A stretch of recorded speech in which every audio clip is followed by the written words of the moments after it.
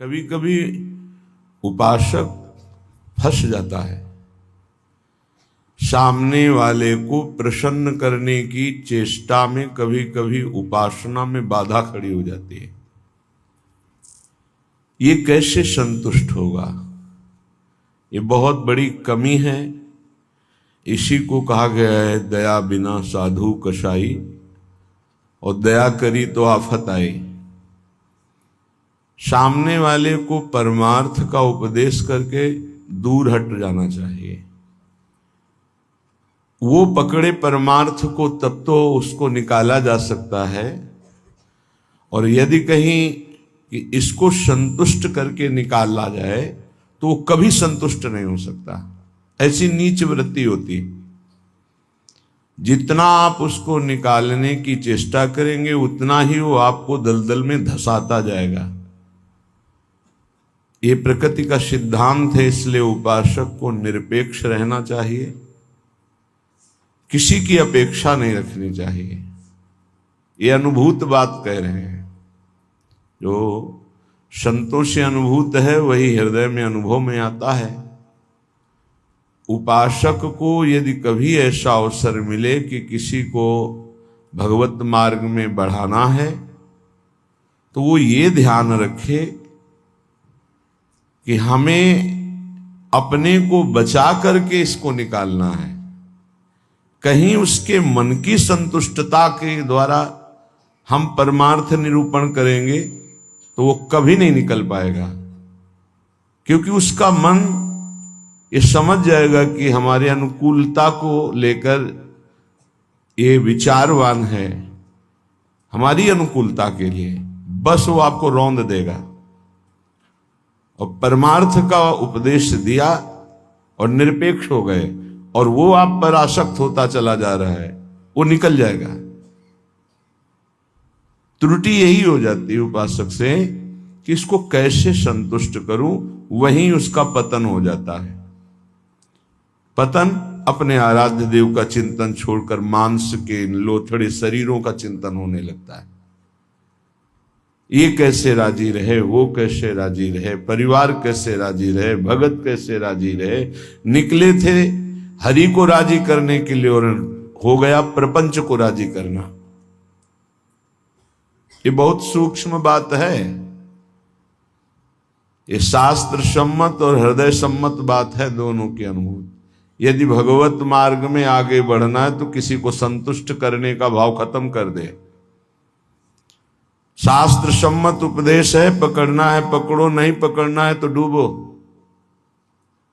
तभी आप परमानंद का अनुभव कर सकते हैं, नहीं तो आपको फंसा लिया जाएगा। ये सूत्र उड़िया बाबा का है, दया बिना साधु कसाई, और दया करी तो आफत आई। बीच में समझो, दया नहीं तो साधु कैसा, और दया की तो फंस गए। तो कौन सी दया आपका परम कल्याण में सहयोग कर सकती है? जो याद को ना नष्ट कर पावे। दया का उल्टा है याद। जो भगवत स्मृति में बाधा पहुंचा दे, ऐसी दया में आग लगे। भगवत स्मृति युक्त प्रियता प्रभु के चरणों में और दया जड़ चैतन्य में, तब तो निकल जाओगे। और अगर भगवत स्मृति को दया ने तोड़ दिया और उसकी स्मृति चल रही तो दुर्गति पक्की है।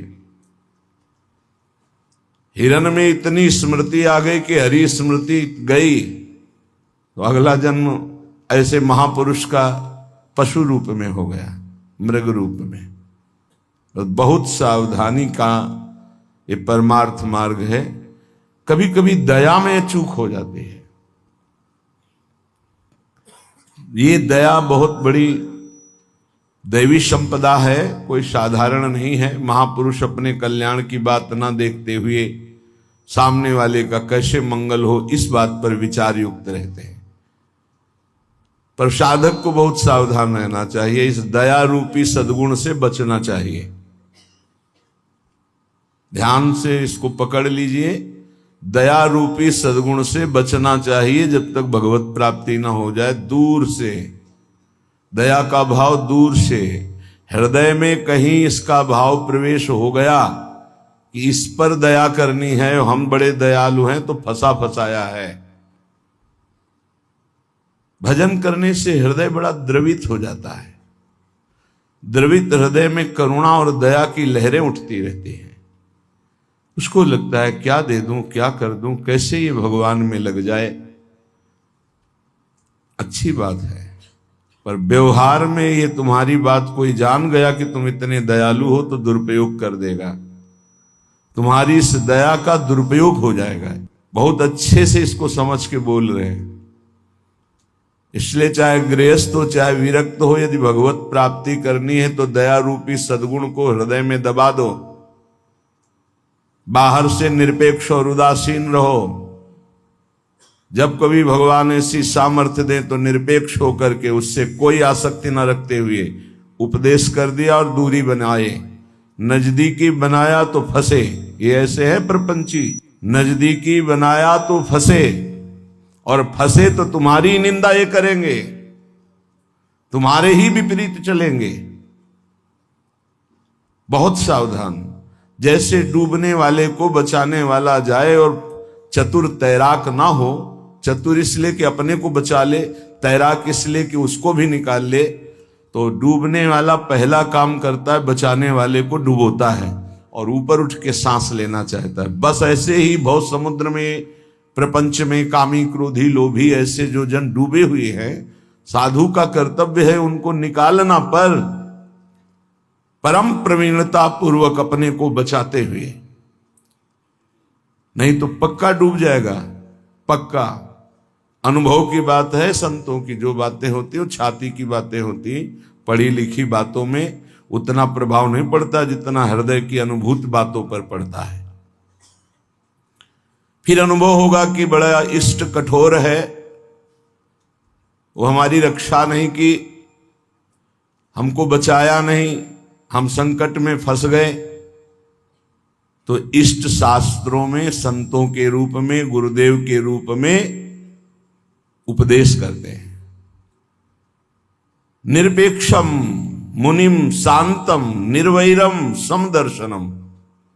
कहां यहां ऐसा लिखा है कि तुम ऐसी दया करो कि उसी का चिंतन करने लगो, उसी के गले लग जाओ, उसी को अपना मान लो? कहां लिखा है? निरपेक्षम, किसी की अपेक्षा नहीं। हम उपदेश कर रहे हैं, उसको पकड़ो तो आओ, जैसे हम चाहें वैसे चलो तो आओ, नहीं तो जाओ।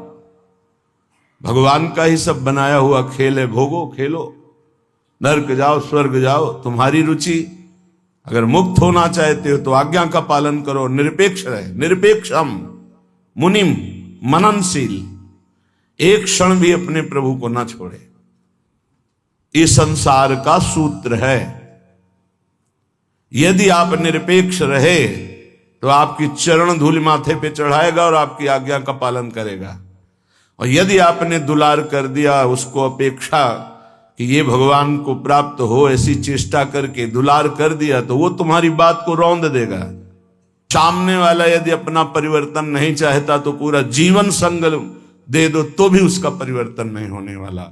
अगर परिवर्तन चाहता है तो दूर से एक शब्द सुनकर उसका परिवर्तन हो जाएगा। साधु बहुत सावधान। बड़े बड़े जो संत अनुभव करके बोल गए हैं, वो अपने अनुभव से बोल रहे हैं, अपने हृदय की बात बोल रहे हैं। आप पकड़ लोगे तो आपका चिंतन नहीं बर्बाद होगा, वो अनुभूत बात आपको माया से बचा लेगी। सदैव अपने इष्ट देव के विचार में रहना चाहिए। भूल ये हो जाती है कि हम उसे प्रभु न मानकर उसका कल्याण करने का ठेका ले लेते हैं, हम इसका उद्धार कर सकते हैं। भूल हो गई। हमारे प्रभु आए शिष्य का रोल करते हुए, स्वांग करते हुए, तो स्वांग मात्र करना गुरु का असली बात नहीं है। गुरु शिष्य एक ही परमात्मा तत्व विराजमान है, असली बात है। ये भूल हो जाती है। कैसे ये संभले, कैसे ये दुखों से निवृत्त हो, कैसे भगवान को प्राप्त हो। थोड़ा बस उसके अनुकूल हो गए, वो तुम्हारी हर बात रौंद देगा, तुम्हें सेवक बना देगा, अपना गुलाम बना देगा। मान लेना हमारी बात, दिमाग में लिख लेना। एक साधारण विषयी आदमी तुम्हें अपना गुलाम बना सकता है। कैसे? उसकी अनुकूलता को यदि तुमने परोसा, बस वो तुम्हारी आज्ञा का उल्लंघन कर देगा। ऐसे सात्विक जन बहुत कम होते हैं जो ये बात सोचे कि ये किसी की तरफ देखते नहीं, किसी से बोलते नहीं। इन्होंने हमारी तरफ देखा, हमसे बोले, बात किया, अहो भाग्य। ये हम अपने अनुभव की बात और संतों के अनुभव की बात करते हैं जो माया मुक्त हैं। किसी को उपदेश देकर निरपेक्ष हो जाना, यही उसके कल्याण का स्वरूप है। उसको दुलार करना अपने और उसके दोनों के पतन का रास्ता है पक्का। संसार में कहीं कोई भी यदि भगवत मार्ग में चलना चाहता है तो शब्द पकड़कर निकल जाएगा माया से। और अगर गुरुजनों के, महापुरुषों के वचनों को नहीं माना तो हम लौट जाएं उसके चरणों में, हमारे ऊपर से खेले, तो भी वो कल्याण को प्राप्त नहीं हो सकता, क्योंकि वो वचन का पालन नहीं कर रहा। गुरुजनों का उदास रहना हमारे लिए अत्यंत आवश्यक है, क्योंकि जब वो उदासीन होकर तिरछी चितवन से देखते हैं तो हृदय थर्रा जाता है और धर्म पूर्वक चलता है। और जब गुरुदेव मुस्कुरा देते हैं तो उसका उल्टा फल होता है, हमें गर्व हो जाता है और हम उनकी आज्ञा का उल्लंघन कर देते हैं। ये संसार सद्गुरु स्वरूप है, ये पूरे जीवन शिक्षा देता रहता है। इसलिए हम बैरागी, भगवत मार्ग के अनुरागी या गृहस्थ में जो वैष्णवजन हैं, उनको ये जो दूसरों को उपदेश देना, दूसरों के कल्याण का ठेकेदार बन जाना, ये बहुत ही घातक खेल है। प्रवचन करना, उपदेश करना, दूसरों के मन को संतुष्ट करना, ये बहुत ही घातक खेल है भगवत प्राप्ति में। तब तक मुंह नहीं खोलना चाहिए जब तक स्वयं साक्षात्कार भगवान का न कर ले, नहीं तो मिटिया मेट साधना को करने के लिए ये माया प्रपंच बहुत विचित्र है। उस समय आपको अनुभव होगा कि भगवान बहुत कठोर हैं, हमारी बात नहीं सुनते, हमें बचाया नहीं, इसीलिए पहले भगवान संत और शास्त्रों के रूप में बोल दिए हैं, ऐसा करोगे तो परिणाम ऐसा होगा। सावधान, तब तक कभी किसी को शिष्य ना बनावे जब तक स्वयं भगवत प्राप्त ना हो जाए। तब तक कभी प्रवचन उपदेश ना करे जब तक स्वयं प्रवचन उपदेश का आचरण जीवन में उतर ना जाए। जब सामने वाले में भगवान का दर्शन हो तो फिर स्वांता सुखाए तुलसी रघुनाथ गाथा। अपने अंतःकरण में भगवत प्रेम उल्लसित होते हुए भगवत चर्चा, ये आत्म सुख के लिए है। नहीं तो बाधा पड़ जाएगी, पक्का बाधा पड़ जाएगी। इष्ट का चिंतन छूट करके इसको कैसे प्रसन्न करें, इसको कैसे राजी करें, इसको कैसे दुलार करें, बस इसी में अब आप विचार करो। एक संसार त्यागी वैरागी भगवान के मार्ग का पथिक प्रपंचिक शरीराभिमानी भोगी विषयी पुरुषों के संतुष्टता के लिए वो विचारवान हो गया। ये विचार है गलत। तुम्हारे विचारों का उनके विचारों में प्रवेश हो जाए और वो तुम्हारे विचार में मगन रहे, तब उनका कल्याण होगा। तुम अपने विचारों को दबाकर उनके विचार में मगन हो गए, तुम्हारा पतन हो जाएगा। इसीलिए प्रचार प्रसार के लिए सिद्ध पुरुषों का अधिकार है। श्री वृंदावन दास जी महाराज विचारत ऐसे ही दिन रात दिन इसी विचार में मगन रहो। श्यामा श्याम का नाम, श्यामा श्याम का रूप, श्यामा श्याम की लीला। कब मिली हो ब्रज जीवन प्यारे, गोरे सावल गात, विचारत ऐसे ही दिन जात। उपासक का कैसे दिन जाता है, कैसे रात जाती है। विचारत ऐसे ही दिन जात, कब मिली हो ब्रज जीवन प्यारे, कब मिली हो, कब मिली हो, विचारत ऐसे ही दिन जात, कब मिली हो ब्रज जीवन प्यारे, गोरे सावल गात, विचारत ऐसे ही दिन जात। कब मिलोगे? इतने दिन हो गए अभी तक साक्षात्कार नहीं हुआ। आज का दिन गया, आज की रात गई, फिर दिन आया, प्रभु कब मिलोगे, कब मिलोगे? ये व्याकुलता, यहां दूसरे के चिंतन की कोई गुंजाइश नहीं है। दया से चिंतन में फिसला साधक,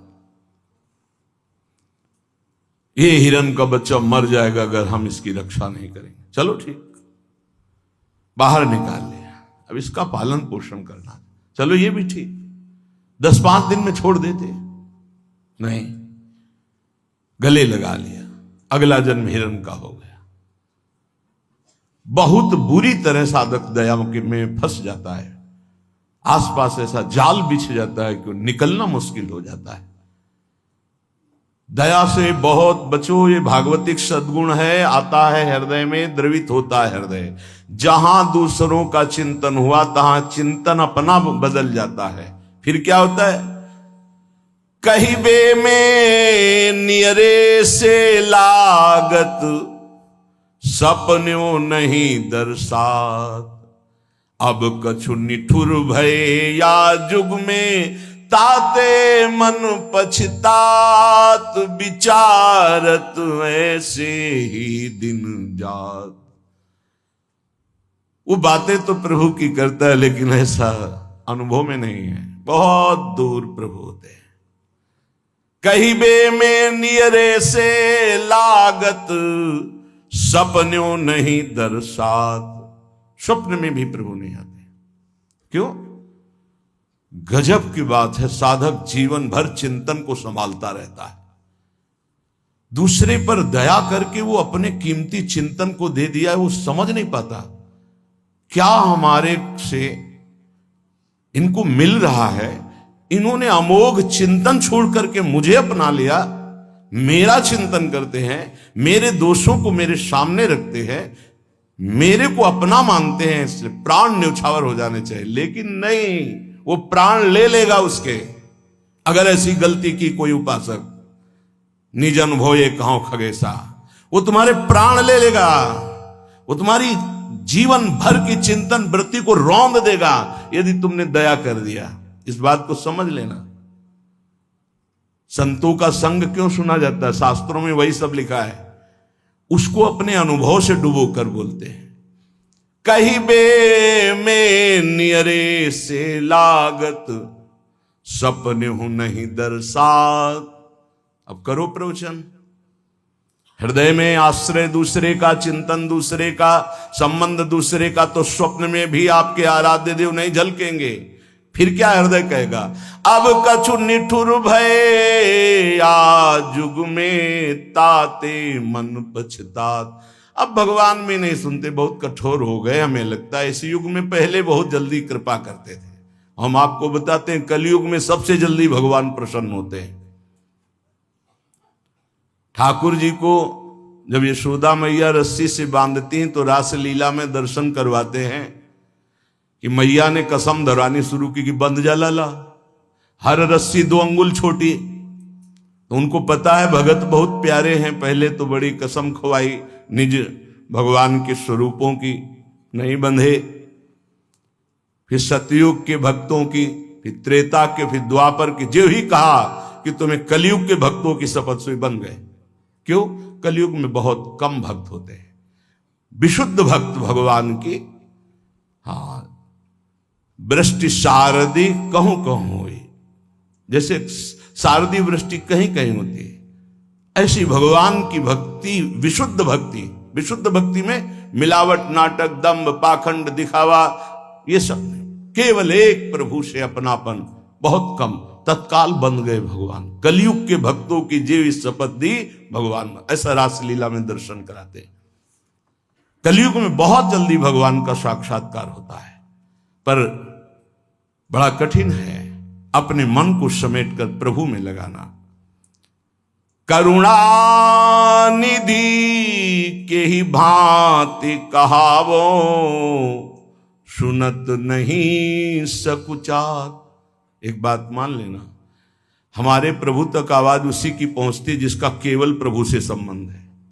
अगर दूसरा कोई है तो आवाज नहीं पहुंचेगी, तुम्हारे हृदय में ही बैठेंगे, नहीं सुनेंगे।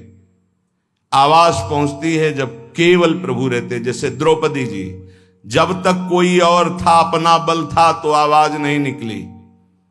क्या द्रौपदी जी के हृदय में भगवान का चिंतन नहीं होता क्या? महाभारत में लिखा है, जो ही दुशासन आया तो भगवान का चिंतन चल रहा था, क्योंकि महाभागवत कोई ऐसा नहीं कि श्री कृष्ण का विस्मरण था, लेकिन बल था पांडवों का, बल था औरों का, पुकार नहीं हुई, पुकार नहीं हुई। महाभारत प्रसंग में पढ़ के देख लेना, जो ही दुशासन गया उस समय द्वारिकाधीश भगवान के चिंतन में बैठी थी, क्योंकि रजस्वला थी।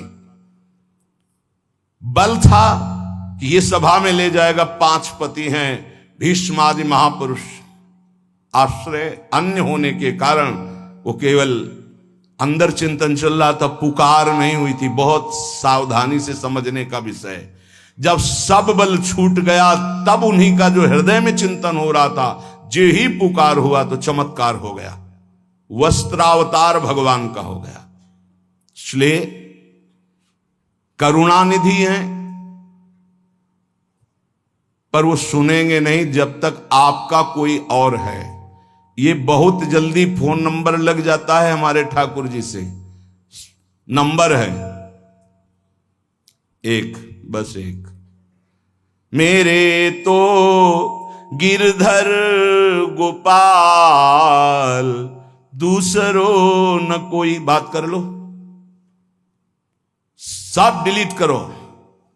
सबकी ममता ताग बटोरी, मम पद मन ही बांध बर डोरी। कनेक्शन, जय जय, तुरंत उत्तर मिलेगा। हाँ बोलो, आपने कनेक्शन नहीं फैला। कनेक्शन तो जननी जनक बंधु सुत दारा, तन धन धाम श्रोत परिवारा। तो इनसे बात करो, हरि से कैसे होगी? हरि से बात करने के लिए एक ठसक हमारे माई श्यामाजू को राज, एकमात्र प्रियाजू से अपनापन। तो अभी बात कर लो। लेकिन धिक्कार है हमारे मन को, हमारी इंद्रियों को, हमारी बुद्धि को बड़े परमार्थ के बहाने से चुराती माया। माया कोई विपक्ष बन के थोड़ी आती है, नहीं तो साधक विपक्ष को पहचान के फौरन अपने को बचा ले, वो भी चतुर खिलाड़ी है। पक्ष बन के आती है, हम इसका कल्याण कर देंगे, ये हमारी सेवा में है, ये इसका मंगल होना चाहिए। मार देगी। विपक्ष सेवा के बहाने से घुसता है और फिर मार देता है। ये बात ध्यान रखना, पकड़ लो हमारी बात को। एक परमहंस जी हमें मिले, वो आर्मी में मेजर थे, बाद में संत बने। बहुत ही हष्टपुष्ट शरीर, हमसे एक बीता लंबे, भारी त्रिशूल हाथ में रखते थे। गौ रक्षक, हजारों गौओं को ट्रकों से छुड़ाया था। तो विपक्ष मूड मुड़ा के सफेद अचला, सफेद ऊपर, साष्टांग दंडवत उनके आश्रम में। महाराज हमारी गौ भक्ति बहुत जोर की। कसाई था, आपका शिष्यत्व स्वीकार करने आए, जो आपका नाम सुना, आपकी गौ भक्ति, तो उनका भैया बड़े भाग्य हैं आपके, बस हमें केवल गौ सेवा करनी है, आप अपनी गौ सेवा में रख लो। हजारों लाखों गौएं थी और इतनी नम्रता 1 साल में की कि सेवा में आ गया, शरीर सेवा में। हर बार साष्टांग दंडवत, हर बार जे भी, बस उसने ये स्वांग ही रचा था। जे भी शरीर सेवा में आया 2-3 दिन के अंदर वो रात्रि में दूध लेते थे 2 लीटर गाय का, उसी में जहर, जे ही पिया दूध से तुरंत अंदर, वो बड़े भागवतिक थे, तुरंत अंदर आया, तुम्हें जहर दे दिया गया। बुलाया, कहां है वो? गायब, है ही नहीं। 5 लीटर गौमूत्र पिया, हमसे एक बीता लंबे से, बस उनको यही समझ में गाय बचा सकती है। 5 लीटर जी हुई गौमूत्र पिया, 5 मिनट में ही इतनी उल्टियां हुई कि सब बाहर। थोड़ी देर के लिए मूर्छित रहे, कोई डॉक्टर की जरूरत नहीं पड़ी और ठीक हो गए। एक तो भागवतिक दिव्य श्रद्धा उनकी, दूसरी गौमूत्र ने उनको बहुत सी उल्टियां करा दी। 5 लीटर, ढक्कन 2 ढक्कन की बात, इतनी गर्मी, 5 लीटर मतलब बार बार उल्टियां, तो सब बाहर निकल गया। और सामर्थ्यशाली भगवत चिंतन परायण गया न सेवा के मिस से। विपक्ष कभी विपक्ष बनकर नहीं आता, मित्र बनकर आता है। ऐसे ही साधक पक्का समझ ले, माया विपक्ष, वो मित्र बन करके आएगी, वो आपकी सेवा में से आएगी, हाथ जोड़ के आएगी और रौंद कर पैरों से चली जाएगी। कागज में लिख लो, दिमाग में लिख लो। कैसे जानोगे माया विपक्ष आ गई है हमारी सेवा में? जिसके संग से प्रभु का चिंतन छूटे और उसका चिंतन बनने लगे, चाहे जिस भाव से हो, चाहे दया से हो, प्यार से हो, दुलार से हो, किसी बात से हो, बस समझ लेना ये विपक्ष है, अपना पक्ष नहीं। क्योंकि जिसके संग से प्रिया प्रीतम की स्मृति निरंतर चले वो तो अपना पक्ष, और जिसके संग से प्रिया प्रीतम का स्मरण चला जाए और उसकी स्मृति आ जाए तो जाके प्रियन राम वैदेही तजिए ताहे कोटि वैरी सम जद्यप परम स्नेही, परम स्नेही का रूप लेकर के आते। बहुत सावधान उपासक को रहना चाहिए, नहीं तो करुणानिधि प्रभु होते हुए भी तुम्हारी बात नहीं सुनेंगे, तुम्हारी आवाज नहीं जाएगी वहां तक। फिर कहोगे भगवान ने बचाया नहीं, तुमने सिद्धांत का भंजन किया, सिद्धांत के विरुद्ध चले, इसीलिए तुम मारे गए, इसीलिए तुम्हें गिरा दिया जाएगा। बाद में दोषी तुम होगे क्योंकि तुमने दया की, यहां भी और परलोक में भी। 3 जन्म लगे भगवत प्राप्ति के लिए। पहले जन्म में ही पिता भगवान थे ऋषभ देव जी, भरत जी के। ये लीला करके उन्होंने दिखा। इसलिए वैष्णव, सन्यासी, साधक, उपासक अपने जीवन में बहुत सावधान रहे। पूरे जीवन में कभी कभी जगत कल्याण की भावना भी उसको बंधन का कारण बन जाती है। इसलिए जगत भगवत स्वरूप है, इसका कल्याण नहीं करना, तुम अपने को बचा के निकल जाओ, यही बहादुरी है।